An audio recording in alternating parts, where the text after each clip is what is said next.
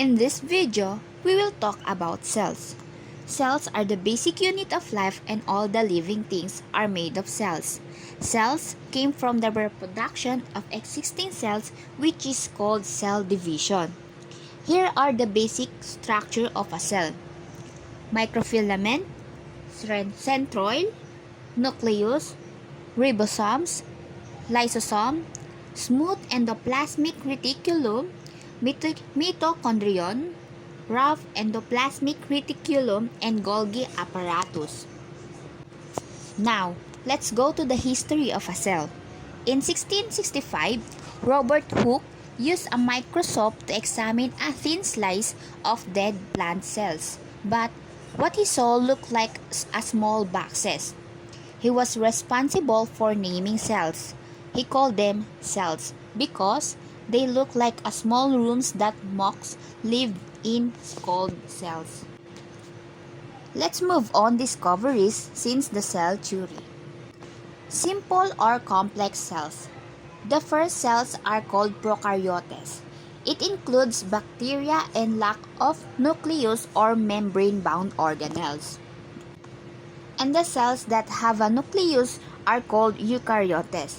The main types of eukaryotic cells are the plant cells and the animal cells.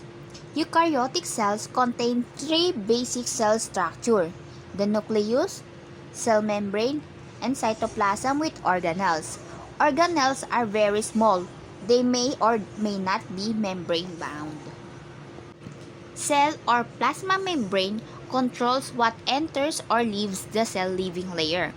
Phospholipids, the heads, contain glycerol and phosphate, and it attracts water, and tails are made of fatty acids. Did you know that the cell membrane is fluid? Molecules in cell membranes are constantly moving and changing, and proteins help large molecules to move. It is also necessary in plants because it pushes out against the cell wall to maintain cell shape. The cell walls are found outside of the cell membrane. Cytoplasm of a cell is like jelly substance enclosed by cell membrane.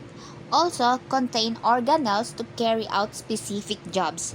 Each cell has a fixed number of chromosomes that carry genes, and genes control cell characteristics. Inside the nucleus has DNA. DNA is the hereditary material of the cell. Genes that made up the DNA molecule code for different proteins. The powerhouse of the cell is called mitochondrion. Mitochondria in plural. It is surrounded by a double membrane, and it also has its own DNA. Here's an interesting fact about mitochondria. It came from cytoplasm in the egg cell during fertilization. Therefore, you inherit your mitochondria from your mother. That's all. I hope you learned something from us.